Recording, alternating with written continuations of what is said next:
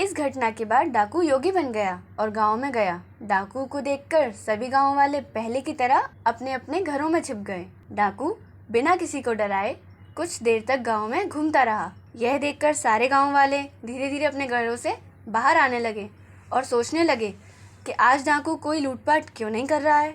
तभी डाकू बोलता है कि प्रिय गांव वालों, डरो नहीं, मैं किसी को नुकसान पहुंचाने या लूटपाट करने नहीं आया हूं, बल्कि आज तक मैंने आप सभी पर जो भी अत्याचार किए हैं उन सभी के पश्चाताप कर आप लोगों से माफ़ी मांगने आया हूँ। यह सुनकर सभी गांव वाले चौंक गए और कहने लगे, हमें तुम पर विश्वास नहीं रहा, तुमने हम पर बहुत अत्याचार किया है, अब यहाँ क्या लेने आए हो।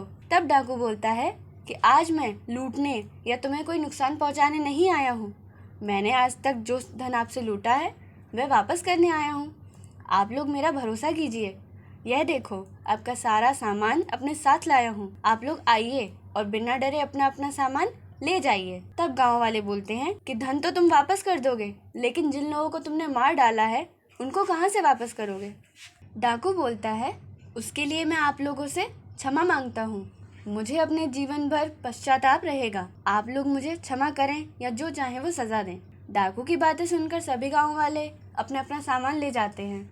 फिर सभी गांव वाले एक साथ इकट्ठा होकर डाकू के पास आते हैं और डाकू से सवाल करते हैं कि तुम इतने खूंखार थे, तुमने न जाने कितने लोगों को मारा और लूटा है, अचानक से तुम्हें क्या हो गया है, सारे गलत काम त्याग दिए और सारा धन वापस कर दिया। डाकू कहता है, मेरे शरीर में अनेक बीमारियां थी, जैसे बीपी, डायबिटीज़, अस्थमा, मोटापा, हृदय रोग आदि हो गए। मैं शहर के सभी हॉस्पिटल गया, सभी डॉक्टर मुझे पहचान गए थे कि मैं डाकू हूँ।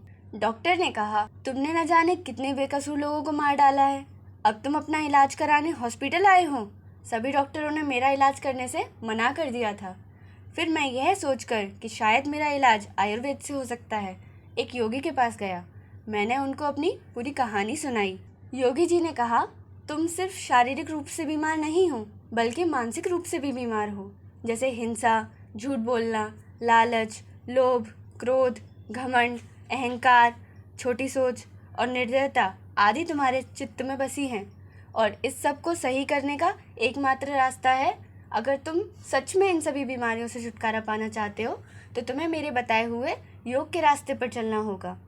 योगी ने मुझे योग में अष्टांग योग के 8 नियमों को बताया और कहा, तुम इन नियमों का पालन करो, तुम बिल्कुल ठीक हो जाओगे। फिर मैं योग के नियमों का पालन करने लगा और बिल्कुल ठीक हो गया हूँ। डाकू की बातें सुनकर गांव वाले सोचने लगे कि योग के द्वारा एक डाकू ठीक हो सकता है, तो क्यों ना हम सब भी योगी जी से मिलें, शारीरिक और मानसिक रूप से स्वस्थ होने की कोशिश करें। सभी गांव वाले डाकू से कहते हैं कि हमको भी योगी जी से मिलवाओ, हमें भी अपने अंदर बदलाव लाना है। तो डाकू कहता है कि ठीक है, मैं योगी महाराज से गाँव में आने के लिए निवेदन करूंगा। इतना कहकर डाकू वहाँ से चला जाता है।